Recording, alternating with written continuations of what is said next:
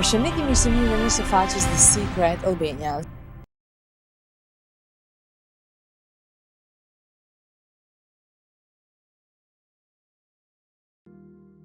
Depending upon how well you want to do, and particularly if you're starting a company, you need to work super hard.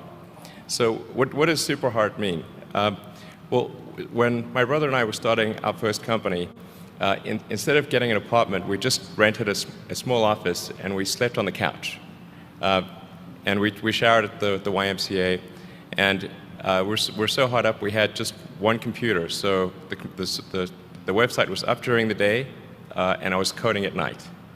7 days a week, all the time. And I sort of briefly had a girlfriend in that period, and in order to be with me, she had to sleep in the office. So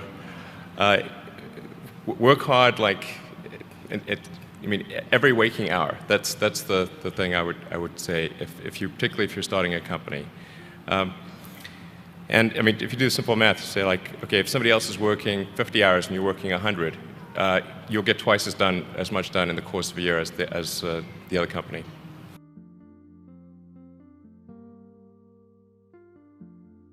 When you had that third failure in a row, did you think, I need to pack this in?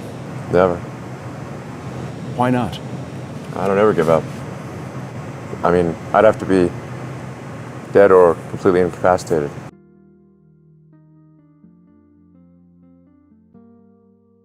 Now, with Tesla, your goal has been to make a better car.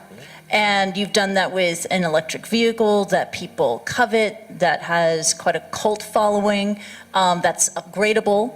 But you also want to achieve, and your turn of phrase is very nice, or try to achieve this platonic ideal of a car, right? To reach perfection. So what does the perfect car look like? Well, I mean, I do use that phrase with our engineering design team, that aspirationally we're in pursuit of the platonic ideal of the perfect car. Yeah.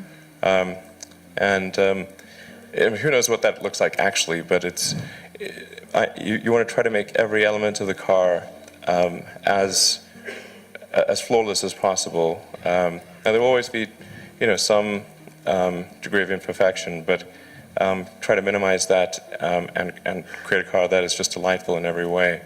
And I think if you do that, then the rest kind of takes care of itself. Okay.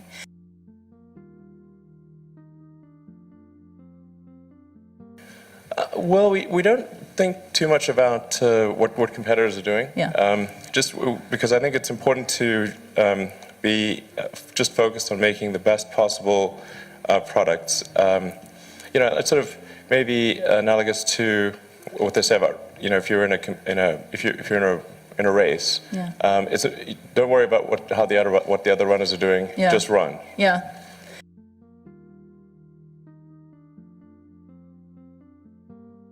Young people globally who want to be like Elon Musk. What's your advice to them? I think that probably they shouldn't want to be. You? I think it sounds better than it is. Okay. Yeah, it's not as much fun being me as you'd think. I don't know. You don't think so? No. There's definitely, it could be worse for sure, but it's, I'm not sure I want to be me. Okay.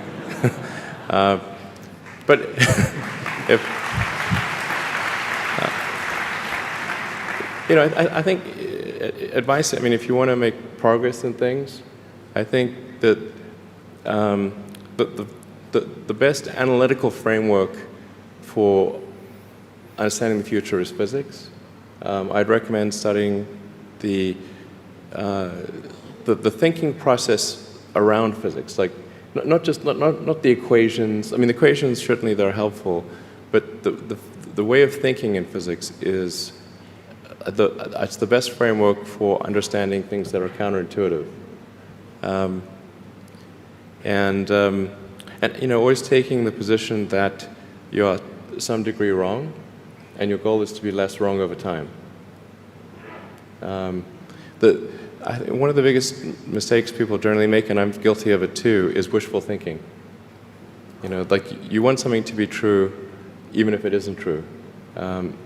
And so you ignore the things that, you ignore the real truth because of what you want to be true. This is a very difficult trap to avoid. And like I said, it's certainly one that I find myself in having problems with. But if you just take that approach of you're always to some degree wrong and your goal is to be less wrong, and solicit critical feedback, particularly from friends. Like friends, particularly friends, if somebody loves you, they want the best for you. They don't want to tell you the bad things. So you have to ask them, and say, really, I really do want to know. and then they'll tell you.